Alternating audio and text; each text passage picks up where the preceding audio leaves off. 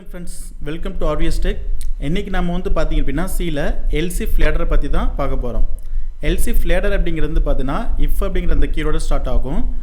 First if அப்படின்ற அந்த conditions நம்ம வந்து செக் பண்ணுவோம். இந்த கண்டிஷன் வந்துட்டு ட்ரூவாக இருந்துச்சுன்னா இதோடைய ட்ரூ பார்ட்டுக்குள்ளே வந்து என்ட்ரு ஆகும். என்ட்ரு ஆகிட்டு இதை எக்ஸிக்யூட் பண்ணிவிட்டு நேராக அடுத்தது எங்கே போகும் அப்படின்னு வந்து பார்த்தீங்கன்னா அடுத்த ஸ்டேட்மெண்ட் போயிடும். சப்போஸ் ஃபஸ்ட்டில் எழுதியிருக்கிற இந்த இஃப் கண்டிஷன் எனக்கு வந்து ஃபால்ஸாக இருந்துச்சு அப்படின்னா நேராக அடுத்தது எல்சி எழுதியிருக்கிற அடுத்த பார்ட்டுக்கு வந்து போயிடும். இந்த இஃப் கண்டிஷனுடைய ஃபால்ஸ் பார்ட்டாக இருக்கிற இந்த எல்ஸுக்கு வரும்.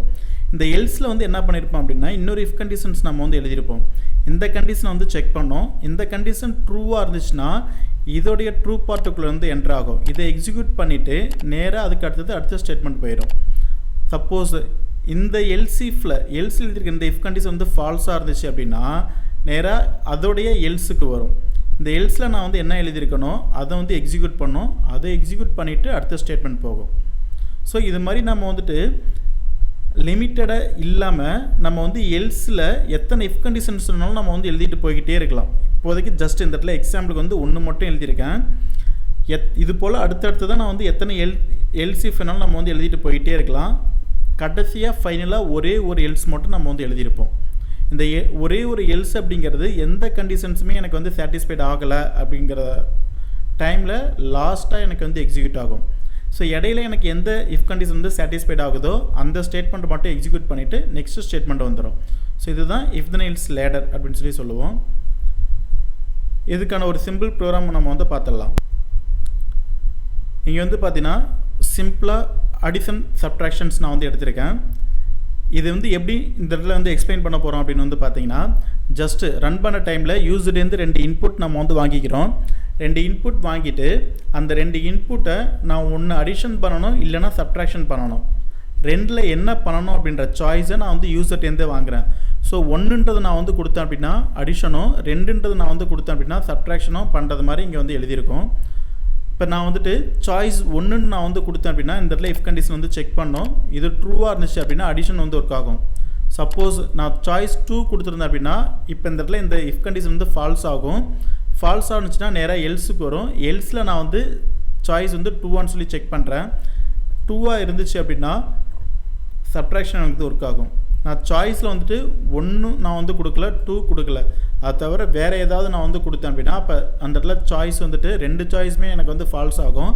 2மே ஃபால்ஸ் ஆகும்போது ஃபைனலாக எல்ஸில் வந்துட்டு ராங் சாய்ஸ் அப்படின்னு சொல்லி எனக்கு வந்து பிரிண்ட் பண்ணிடும். ஸோ இதை வந்துட்டு ரன் பண்ணலாம்.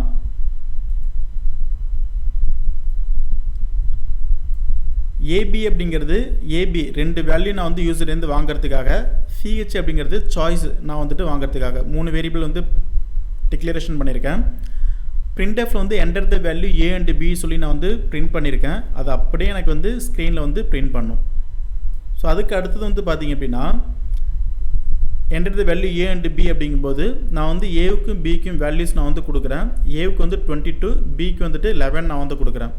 கொடுத்துட்டு நான் வந்து என்டர் ப்ரெஸ் பண்ணேன் அப்படின்னா 22 வாங்கி ஏவுலேயும் 11 அப்படிங்கிற இந்த வேல்யூ வாங்கி பிலையும் இந்த ஸ்கேன்எஃப் ஸ்டேட்மெண்ட் வந்துட்டு அசைன் பண்ணிக்கும். அதுக்கு அடுத்த ஸ்டெப்பில் வந்து பார்த்திங்க அப்படின்னா பிரிண்ட்எஃப்ல வந்துட்டு /n கொடுத்துருக்கேன். கர்சர் ஆட்டோமேட்டிக்காக கீழே வந்துடும். 1 வந்து ஆடு கொடுத்துருக்கேன். அப்போ 1.add அப்படின்னு சொல்லி ஸ்க்ரீனில் பிரிண்ட் பண்ணும். /n கொடுத்துருக்கும்போது நேராக கீழே வந்துடும். 2.sub அப்படின்னு நான் வந்து கொடுத்துருக்கேன். அப்போ 2.sub அப்படின்னு சொல்லி ஸ்க்ரீனில் பிரிண்ட் பண்ணும். அடுத்தது /n என்டர் யுவர் சாய்ஸ்னு கொடுத்துருக்கேன். அப்போ அடுத்த லைனில் வந்து என்டர் யுவர் சாய்ஸ் அப்படின்னு சொல்லி நம்மகிட்ட வந்து கேட்கும். இப்போ நான் சாய்ஸ் வந்துட்டு ஒன்று ஆட் அல்லது சப்ட்ராக்ஷன் இது 2ல் ஏதாவது ஒன்று நான் வந்து கொடுக்கணும். இப்போ நான் வந்து பார்த்திங்க அப்படின்னா சாய்ஸ் 2 சப்ட்ராக்ஷன் நான் வந்து கொடுக்குறேன். 2 கொடுத்துட்டு இப்போ நான் என்டர் ப்ரெஸ் பண்ணேன்னா அந்த 2 அப்படிங்கிறத வாங்கி சிஹெச்சில் வந்து ஸ்டோர் பண்ணி வச்சுக்கும் இந்த ஸ்கேன்எஃப்.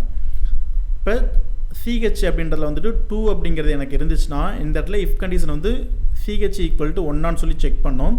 இது வந்து ரிலேஷனல் ஆப்ரேட்டர், அதாவது ரைட் சைடில் இருக்கிற வேல்யூயும் லெஃப்ட் சைடில் இருக்கிற வேல்யூயும் ஈக்குவலான்னு சொல்லி செக் பண்ணோம். ஈக்குவலாக இருந்துச்சுன்னா ட்ரூ, இல்லைனா ஃபால்ஸு. இப்போ இந்த இடத்துல சிஹெச் நான் வந்து 2 நான் வந்து கொடுத்துருக்கேன். அப்போ 2 = 1.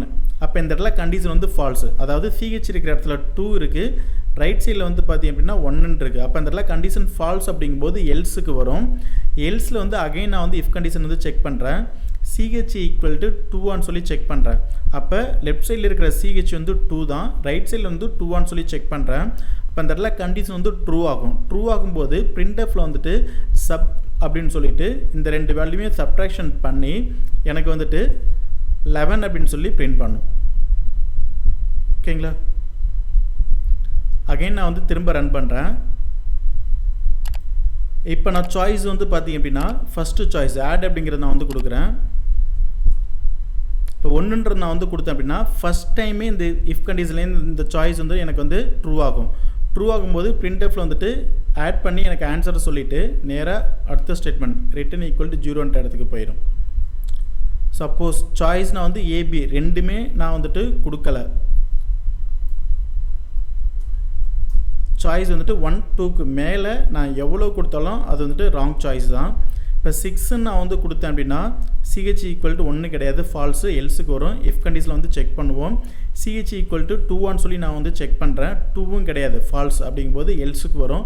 எல்ஸில் வந்துச்சு அப்படின்னா ராங் சாய்ஸ் அப்படின்னு சொல்லி எனக்கு வந்து பிரிண்ட் பண்ணும். ராங் சாய்ஸ்ன்னு சொல்லிட்டு அடுத்த ஸ்டேட்மெண்ட் ரிட்டன் 0க்கு வந்துடும். அதோட ப்ரோக்ராம் வந்து ஃபினிஷ் ஆயிரும். ஸோ இந்த இடத்துல நான் வந்து ஜஸ்ட்டு ஒரு இஃப் தென் எல்ஸ் மட்டும் தான் நான் வந்து எழுதியிருக்கேன். நம்முடைய தேவைக்கு தகுந்தாப்பில் எவ்வளோ வேணாலும் நம்ம வந்து எழுதிட்டு போயிட்டே இருக்கலாம். ஸோ இதுதான் வந்துட்டு எல்ஸ் இஃப் லேடர் அப்படின்றது. தேங்க்யூ ஃப்ரெண்ட்ஸ், தேங்க்யூ ஃபார் வாட்சிங். கண்டினியூவாக வாட்ச் பண்ணுங்கள், உங்களுக்கு வந்து யூஸ்ஃபுல்லாக இருக்கும்.